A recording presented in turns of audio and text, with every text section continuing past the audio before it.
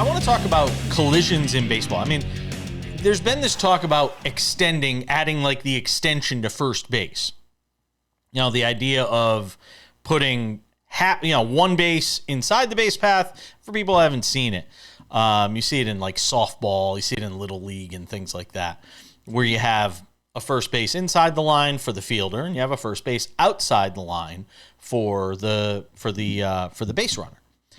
And after watching two plays this weekend, one involving Rowdy Tellez and one involving Luis Arraez, and in the case of Arraez, he got really banged up running into Mauricio Dubon. Yeah, they stretched him off the field. Yeah, I know. He's okay though. He may be concussed, but it's not my brain. Football injury. I agree. It was terrible. It was awful. It was scary. They stopped the game for about 10 minutes. Now, Is it a knee-jerk reaction to say we need to extend first base, Sam? Or is this something now that baseball has to look at? Because we see these plays a lot, Sam. A lot more than you'd think. And guys have been seriously hurt on these type of plays. Anthony Rizzo was concussed and never the same again after a play like this at first base. If you have an extra base outside, what harm are we doing to the game versus the harm we're potentially doing to players that we're paying all this money as much as anybody in all professional sports? Yeah, so it's an interesting question. It is, I do think a little bit of got to change something because two things happened over the weekend. But this is what I'll say.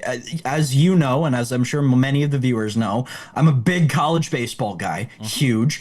And college baseball actually implemented this year.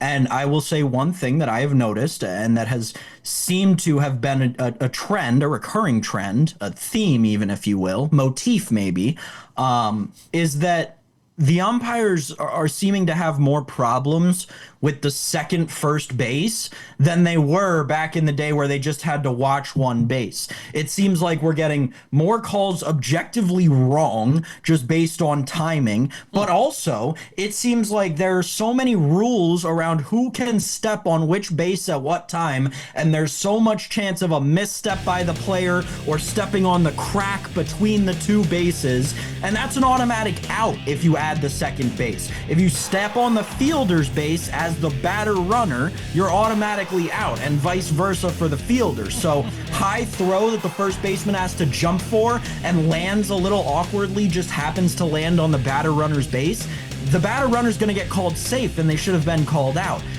That's where all of this starts to get into kind of a gray area for me.